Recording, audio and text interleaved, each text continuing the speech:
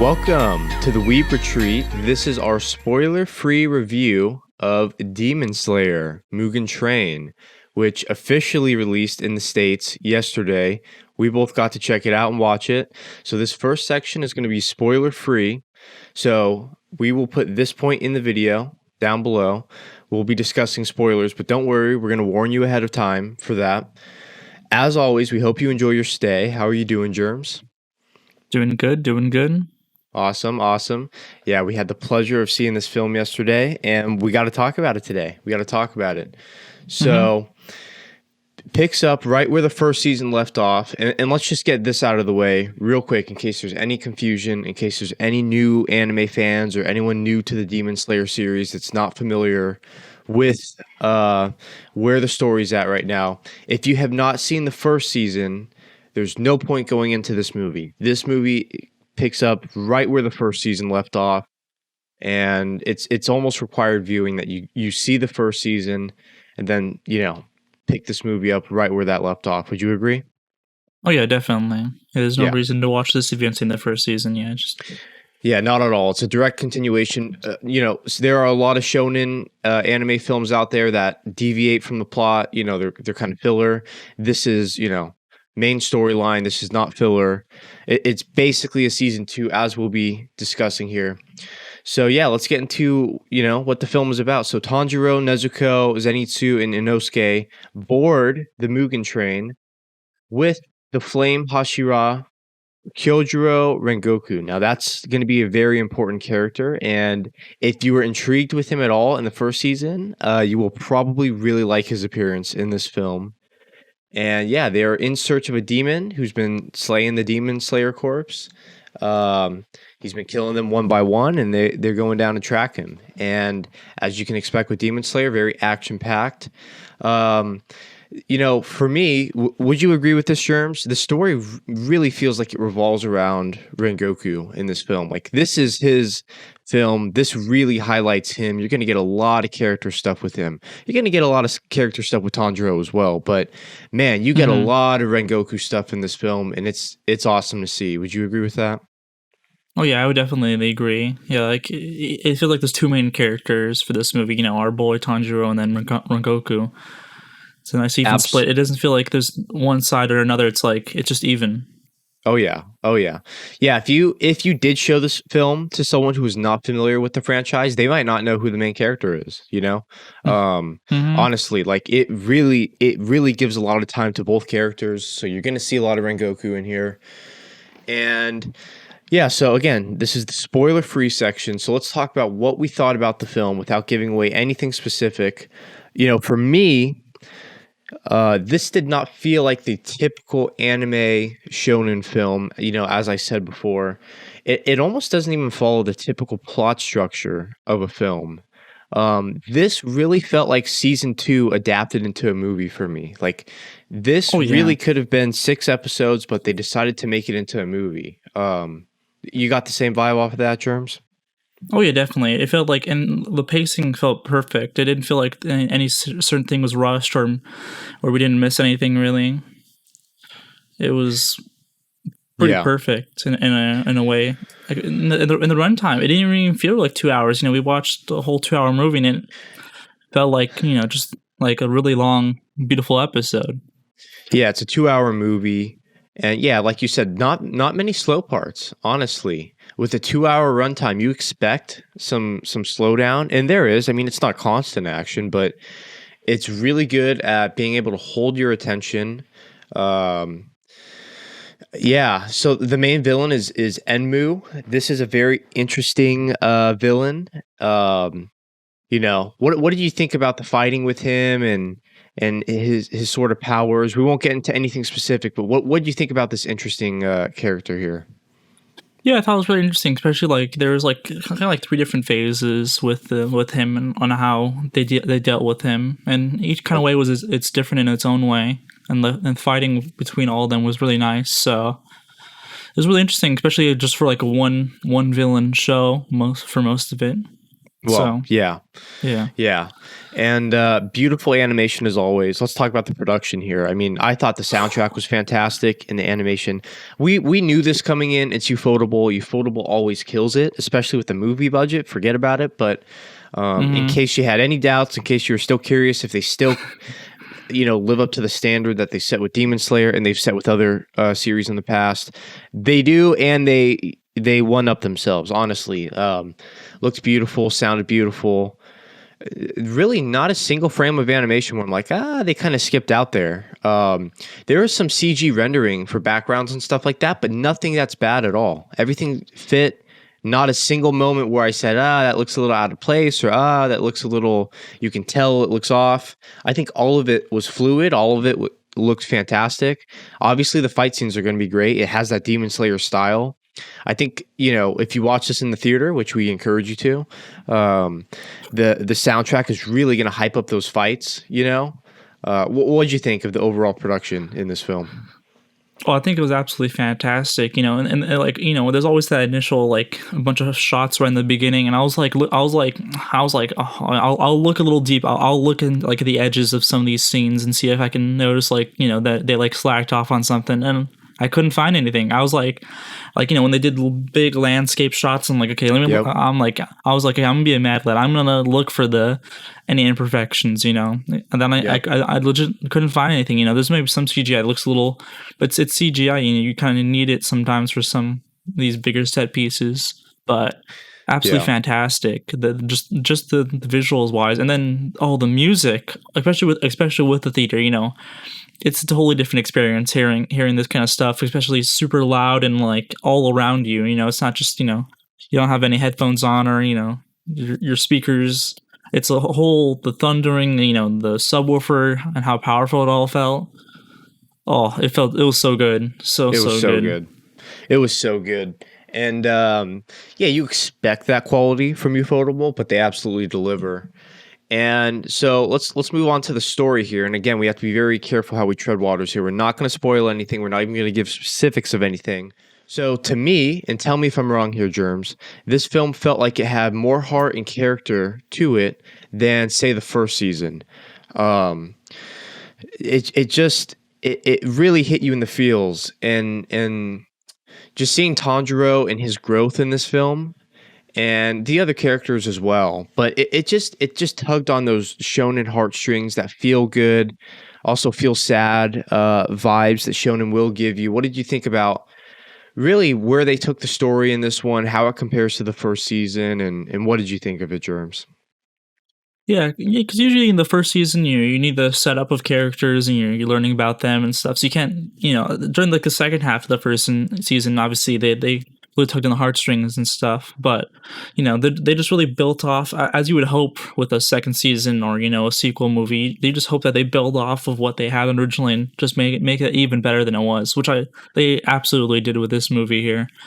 Like just so many good scenes of character development and feels and the good. It didn't feel there was nothing forced. It felt all really natural in the best way. Yeah, the best way that I can honestly explain this movie is that it's everything you love about Demon Slayer. It's everything you loved about the first season. And it doesn't feel like a movie. It really feels like season 2, but given to you in one big giant bite size. And I don't know if there's any drawbacks to that. People might say, well, I would have preferred a second season, maybe for pacing issues, maybe for, whatever reason, but I think it works out perfect here. It just doesn't feel like the normal anime film. And maybe that's what's led to success, right? I mean, it's not just some filler arc that they're like, you know what, let's make a movie.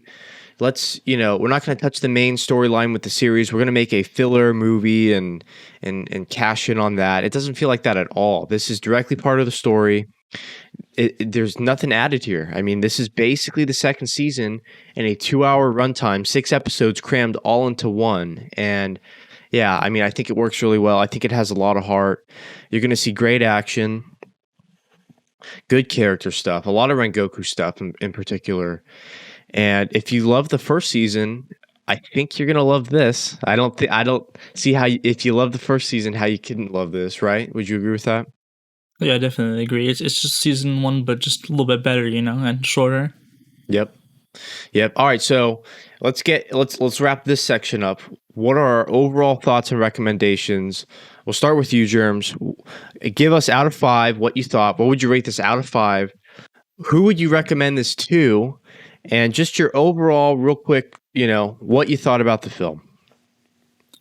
Yeah, so yeah, this is an easy 5 out of 5. Not even a question in my mind when I left that theater. And obviously I super recommend it if you've seen the first season. But even if you haven't seen the first season, go watch the first season so you can watch this. It's just so good. And with the season 2 coming out, it'd really be nice to be able to join the community and watch such a beautiful movie as it's coming out. Yeah, Demon Slayer is just, it's inescapable for anime. I mean, it's just like the biggest thing in anime right now. Bar Attack on Titan, but as we know, Attack on Titan will be coming to a close here soon. Demon Slayer is really just taking over the world with manga sales, with Mugen Train being the highest grossing film in Japan. Film, not just anime film, just the highest grossing film in general. I think that's insane. So if you're curious about this crazy franchise and why everyone's going nuts over it, highly recommend that you get caught up and check this out. Yeah, especially as you said, a second season is coming soon, approaching us. I think the first season is pretty much streamable on all the big ones, right? Like Netflix and all of them. So yeah, I'd be surprised. You should be able to find it pretty easily. For me, this is a 5 out of 5 for me. A 5 out of 5 doesn't necessarily mean perfect, but it just means like it gave me everything I wanted. I have basically no complaints. The entire 2-hour ride was fun. If you love the first season, you'll love this. Highly recommend, especially if you're a shonen fan, especially if you're a Demon Slayer fan. This is something that you must watch. You cannot simply just go into season 2 without having seen this. This is a direct part of the story. This is the sequel to season 1. You got to go see it. Go check it out. Mm-hmm. All right. Let's get into the spoiler section. All right. Anything in particular that you want to go on about, Germs? What do you want to talk about in particular here? Well, I feel like this is just the obvious thing, but with this, there's so much to talk about. But just Rengoku. Yeah, that's just the big one. Absolute king. So much, like he has so many, like just we've seen, this is spoilers, so we can talk about it, but we've seen his whole beginning and end really in one whole movie, and it was at the end when he was dying, you really felt like you've known this man for so long because his character is just so likable, Yeah, typically I don't like when they do that, when they'll introduce a character and then right away that character gets murked. They did it right. They really did it right. Again, if you think about the runtime, this is basically a 6-episode season. So we kind of had like 6 episodes with him to get to know his personality, right? Because whenever they introduce a character and they just throw him at you, and they throw you with a backstory or they throw you with a death, it's not as impactful. You know what I mean? Like, you're not as emotionally attached to the character. They nailed it with this one, like you feel his death. It doesn't feel like, oh, we just met him and maybe if we knew him more in season 1, this would be sadder. No, like it totally works. And yeah, obviously the death is huge. Did you like the death?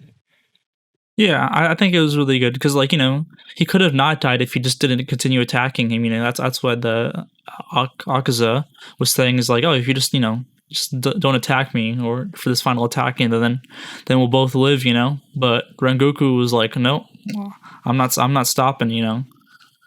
Yeah, so I did too. I think here is one nitpick that we could get into. I thought so.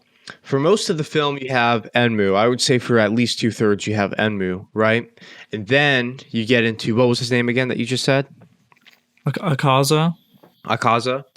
And that is really where the film, I mean, again, this is why it doesn't feel like a traditional film to me. It feels like the Enmu stuff could have been a typical anime film, and then bam, right at the end, they throw in something else at you. And that's because this wasn't meant to be a movie. This is just part of the mainline story that they're adapting into a movie. And I thought Rengoku's death was very pertinent. I thought it makes sense, and it really heightened the stakes for the story. So one nitpick that I could get into is when they were fighting Enmu, I didn't feel a sense of urgency or a sense of like the stakes weren't high enough for me, because you had the five of them, including Nezuko, right? Mm-hmm. And even when Tanjiro made it up on top of the train and he was fighting Enmu, I mean, immediately, he'd put him to sleep, and then in the other world, he'd commit suicide and come right back, right? And it's not like Enmu was physically strong, so like, it just didn't seem like he was going to put up a good fight. Like, if I could say one thing about this film, it is that I didn't think Enmu was a very strong villain. I thought he was a very interesting character. Like I thought he was fun to watch, but he didn't really pose enough threats for me. It's really when the other, Akaza, I think is his name. It's when he came in. That's when the stakes were raised because at that point, when Goku was tired, Tanjiro was tired, and obviously it led to a death. Would you agree with that, or what do you think about that? Oh, I think it kind of fits. He's one of the lower ones, so it's Yeah, not like because once you get to the upper ones, as we see, a cause is just a whole nother level. yeah. But I think it kind of makes sense. He's more powerful. He's so powerful because the only reason Tanjiro was able to attack him so easily because he was a mad lad and kept doing suicide in his dreams. If it was against anyone else, yeah, I think that he would have been super OP against.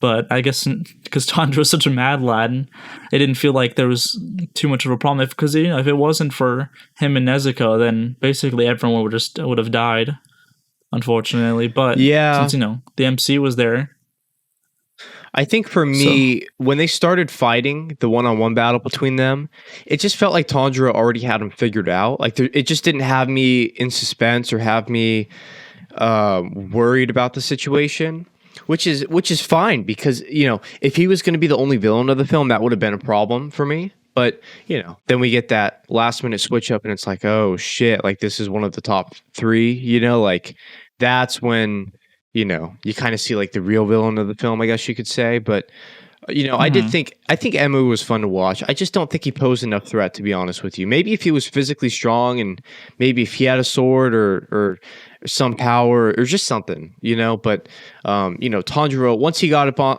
to one-on-one combat, he really did have him kind of figured out. Mhm.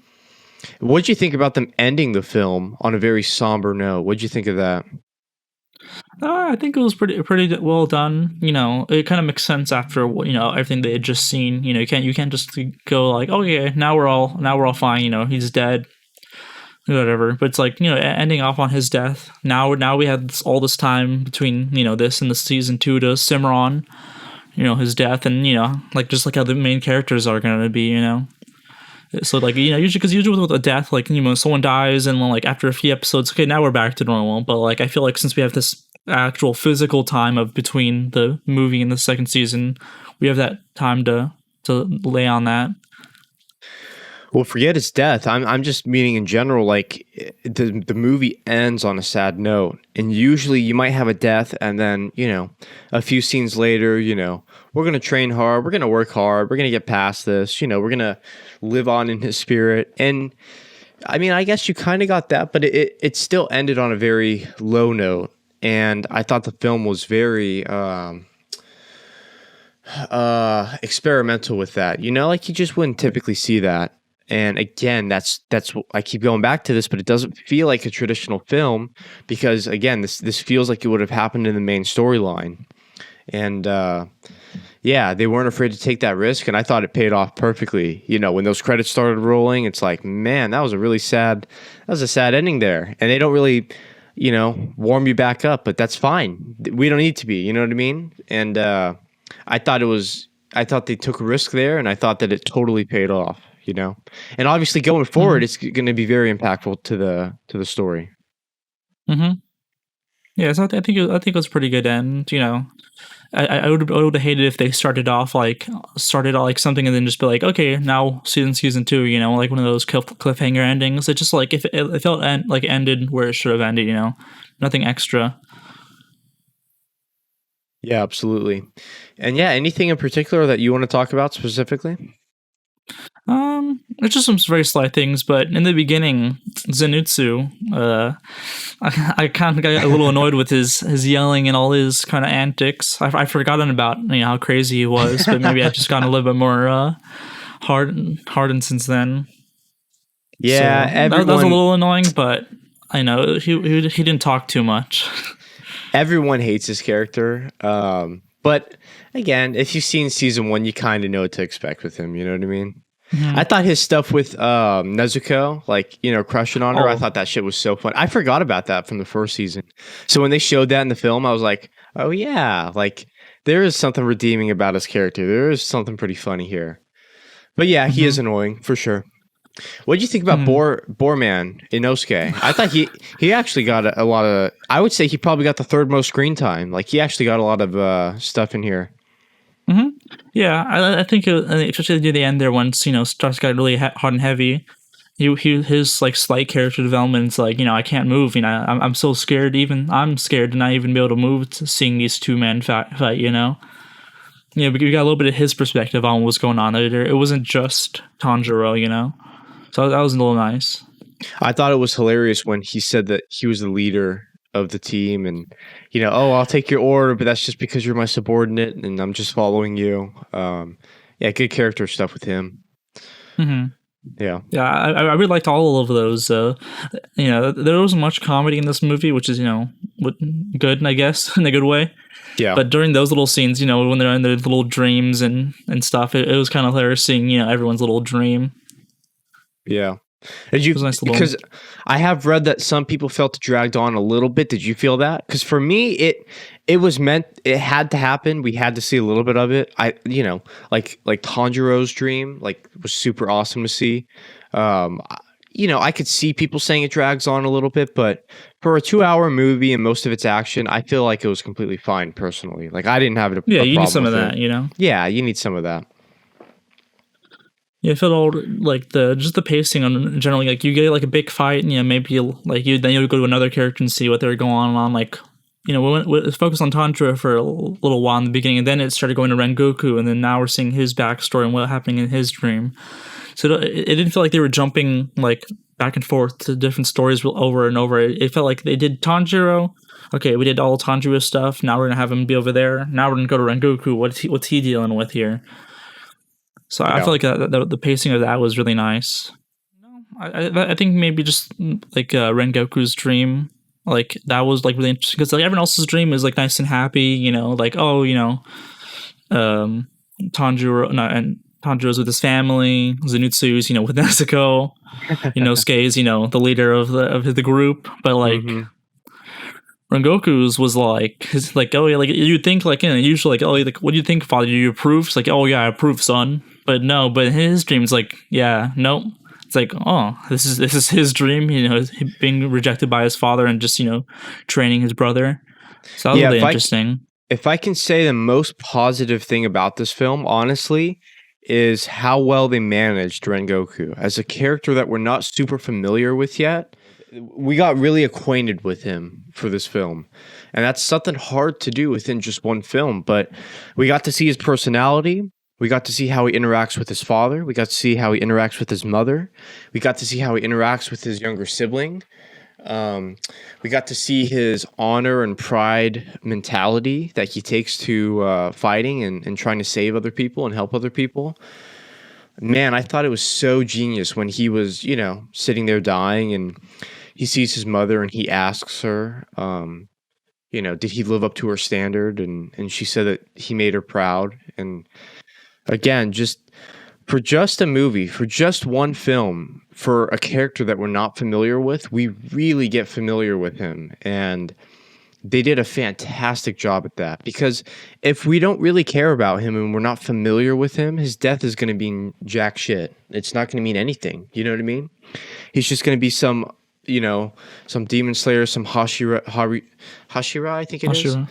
Hashira that's higher up and that we just, he was there for this one arc and then that's it. But we really feel the weight of his death because of how well we got to know him. So that's the absolute best thing I can say about this film. And I thought they did a fantastic job with that. Mm-hmm. Yeah, I would super agree. And just like the like oh shit moment once like the Akaza dropped down, and we're like, oh fuck, because like you expect like once we beat the big boss, okay, now we get to just slow down, oh this train save, everyone's alive. It's like okay, now we get to relax. It's like no, we're going to try into. Then you saw like Rengoku was just like super prepared to like when they're showing. Oh, it was just so good. Yeah, it's interesting. There were like two moments in the film where I was unsure if it was the final fight, and I thought to myself, that could be the final little battle, but it doesn't feel super satisfying. It's when Akaza dropped down that it's like, oh, okay, this has to be where this film ends off at. Like, this is going to be the big finale. You know what I mean? I would have been satisfied if they just did the Enmu stuff, but the fights themselves weren't super satisfying for like a film finale. Once the next villain dropped down, then we got a sense of urgency. Then Rengoku started going at it. That's when again, it's all about stakes, right? I feel like the stakes weren't high enough with Enmu, and that's why I thought they did what they had to do. Tanjiro kind of figured them out really quickly. When Akaza dropped down, that's when the stakes were raised. That's when the oh shit, what's gonna happen here moment kind of hits, And like just the beautiful animation, like right when like he's about to he's charging up and shows like a crystal fractal pattern. It's like some snowflake on the ground. You're like, they put in that juicy budget right there. Oh yeah, and just like his martial arts fighting style just really helped. And Rengoku, the really close combat. No, he just had a little bit of range. But then Rengoku's like, what if I just get like close to him? Easy peasy. I like the contrast in the dialogue between them, because you had him basically telling Rengoku, you could be so much more powerful with us. We don't age, we're not bound by the human body. And Rengoku basically saying, no, like I'm going to fight with honor and, I am stronger than you. And, like I don't need to be a demon. And I thought that was great. And when he runs away and Tanjiro throws his sword at him, he kind of screams into the woods like, Rengoku was stronger. Like, we have to fight you guys at night. Like, because if you do think about it, the Demon Slayers are at a huge disadvantage here. You know what I mean? Just like power-wise and body regeneration-wise, right? Because like the human flesh, with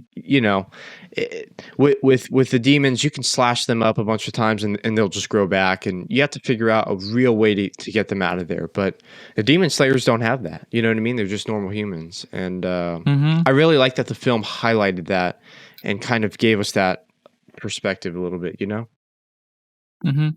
Yeah, it's really nice seeing that contrast, and especially as he's Akaza's like, oh, look at me, like I'm like that big cut you gave to me, like that was a huge big moment. Yeah, look, it's already all healed. Like you could be just like me if you join our side. And it was also funny like when he's like Akaza was like, yeah, I've said this to every demon slayer I ever fought, and no one's ever taken my offer. Yeah. Would you say this is one of the better anime films that's attached to a franchise and series, not just a standalone, but like, would you say this is one of the better shonen or just, films that's a part of a series? Because honestly, I would. Like, this did not feel like its own story or anything that stands out separate. Oh yeah, this is definitely one of the top anime films I've seen. There's like I've seen a lot of anime films. A lot of them are more chill, like Boku no Heroes and stuff. But like this really ranks up with like the Trinity 7 movie for me, the Fate movies, the Monogatari movies. It ranks up there with the best of them easily. Yep. Yeah, and the box office reflects that. I mean, people in Japan absolutely love this film. Hopefully, we love this film too. Hopefully, this does pretty well out here so that we can get more Demon Slayer. But yeah, let's wrap this up. Yeah, I think Rengoku's character beginning and end felt supernatural and fantastic. If I probably should have brought some tissues, that would have been let it all out. But those tons of tearjerker moments in the best way. It felt totally natural, and just like the way that the way they set up the thing. They do all of Tanjiro's, then they go Rengoku, then they go flip flop, but not too fast. They give it enough time to simmer. So it's a 5 out of 5. Absolutely, I felt like nothing was really wrong. Animation was beautiful, sound was beautiful. When the piano started going, oh, you know they're about to hate you in the field, especially like when Tanjiro was like going back to his village, go back to his home, and then like they're like, "Oh, why are you leaving?" You know, and he's like sitting there, just like standing there, just crying, just like, "I can't go back." You know, this is just a dream. I have to go back to reality. You know, that kind of those kind of moments really hit, and they gave him enough time. They didn't just like, okay, we have to do this for like a minute. You know, it felt like it had just enough time to be able to do what they wanted to do for him. Well, yeah, he heard Nezuko's voice, and I don't even think he looked at her. Did he even look at her? He heard her voice, knew it was her, and then he was just like, "No, I can't do this." Like, because he knew who it was immediately, you know. Yeah, great stuff with Tanjiro. Great stuff with Rengoku. I thought the death was great. Yeah, just overall solid, like a 5 out of 5. Like I really have no complaints with this film. If there's one thing I could say, I feel like Enmu was a little. He could have been beefed up. He could have presented a little bit more of a threat, but that's fine because the real threat's at the end there. You know what I mean? If the film was just with Mm-hmm. Enmu, which it kind of sets it up to be, right? Like you're not expecting another villain to drop in, then it might have been a problem for me, but, eh, you know, obviously that gets fixed there at the end. So, yeah, guys, we highly, highly recommend Demon Slayer. Thank you for tuning in. We hope you enjoyed your stay. If you've seen Demon Slayer Mugen Train, what do you think about it? Tell us in the comments below. Are you hyped to see it? Is it coming out to a theater near you? Give this video a like, share this content if you enjoyed it. We're really trying to get the podcast to go off. Check out our channel. We got a bunch of individual uploads as well. And yeah, we also talk about weekly anime this spring season. So check us out. And yeah, anything you want to say to the viewers, Germs? You know, if you have it near you, this is a once in a lifetime like moment to go watch the movie in theaters. It's just a whole nother experience, with the theater experience. So super Yep. recommend. If you're an anime fan, go check this out 100%. And if you're a Demon Slayer, you are going to check this out. We don't need to convince you. So, yep, that's it for us. All right. Thanks, guys. See you next week. Peace.